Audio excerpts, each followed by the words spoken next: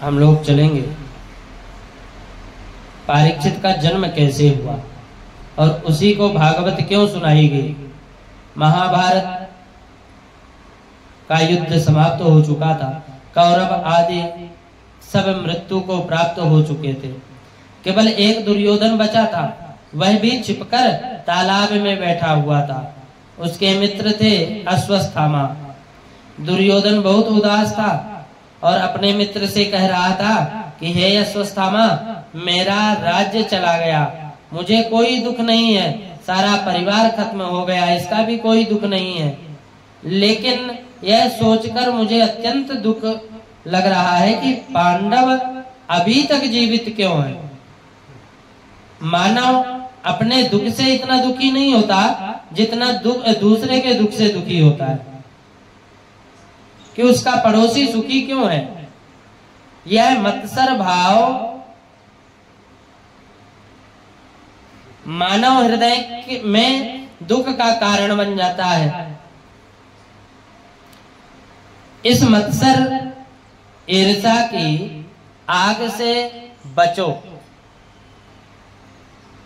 इससे बचता है, जो इससे बचता है वह स्वयं तो सुखी बनता ही है, साथ में दूसरों को भी सुखी बनाता है। और परमात्मा ऐसे जीवों से बड़े प्रसन्न होते हैं। तभी तो कहते हैं कि जोतों को काटा बोए तू बोवा को फूल, तो को फूल का फूल है, वा को है त्रिशूल। अर्थात सामने वाला यदि तुम्हें दुख पहुंचाता है तो भी तू उसका भला कर। किसी का बुरा चाहने वाले कभी सुखी नहीं हो सकता। जैसे सिलाई, दिया सलाई पहले स्वयं जलती है, दूसरे उससे जले या ना जले ये तो आगे की बात है। स्वयं तो जलकर राख हो जाती है। इसी प्रकार दूसरों को दुखी बनाने वाला स्वयं तो दुखी होगा ही। दूसरों की उन्नति, मान बढ़ाई, रूप, वह इस पद तक पहुंचता है। उन्हीं कार्यों को करने का यथाशक्ति प्रयत्न करो। पुण्य कार्यों में सहयोगी बनो। यह भावना छोड़ो कि मैं सुखी बनूं या ना बनूं, परंतु मेरा पड़ोसी दुखी अवश्य हो। एक व्यक्ति ने तंत्र विद्या की साधना की। निश्चित समय पूर्ण हो जाने पर उस मंत्र के अधिष्ठाता देव प्रकट हो गए और कहा, मैं तुमसे, तुम्हारी साधना से बहुत प्रसन्न हूँ। बोला, क्या चाहिए तुम्हें? वरदान मांगो, क्योंकि देव दर्शन कभी खाली नहीं जाता। उसने कहा, भगवान मैं बहुत गरीब हूँ, दो तीन दिन घर में भोजन नहीं बनता, बच्चों का भूख से बिलखना मुझे देखा नहीं जाता, अतः लक्ष्मी की कृपा मुझ पर हो जाए, यही चाहता हूँ। देवता ने उसे एक शंख दिया और कहा, जब भी तुम्हें किसी की आवश्यकता पड़े यह शंख बजा देना, मन चाही वस्तु तुम्हें मिल जाएगी। लेकिन याद रखना, तुम्हारे से दुगनी वस्तु तुम्हारे पड़ोसी को मिलेगी।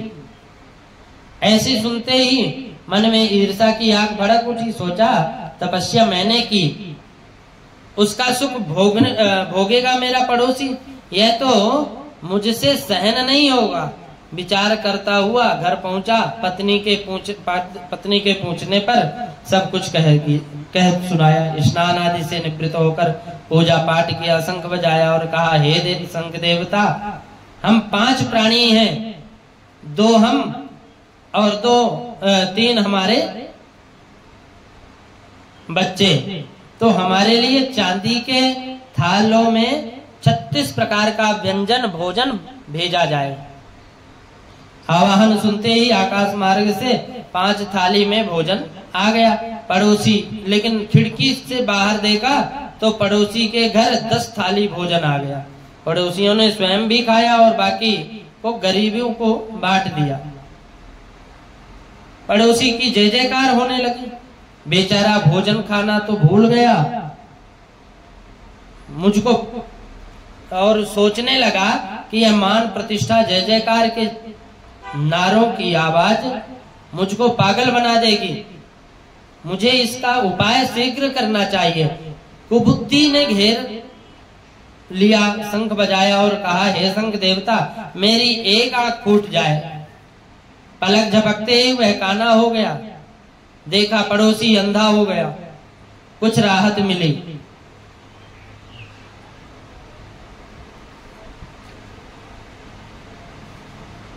कुछ राहत मिली।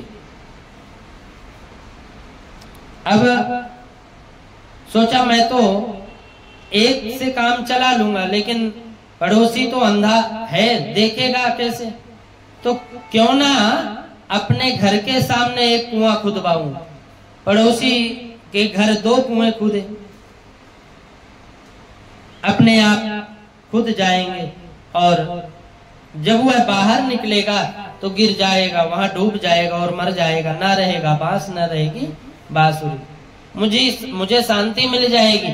ऐसा ही किया, शंख बजाया, मेरे घर के सामने एक कुआं खुद जाए और पड़ोसी के सामने 2 कुआं खुद जाए। शंख देवता ने सोचा, ईर्षा के वशीभूत होकर यह मेरा दुरुपयोग करने लगा। आकाशवाणी हुई, हे मूर्ख मानव, तू ईर्षा और द्वेष के कारण बुरे कार्यों में परिणित हो गया है, अतः मैं अपना शंख तुझसे वापस ले रहा हूँ।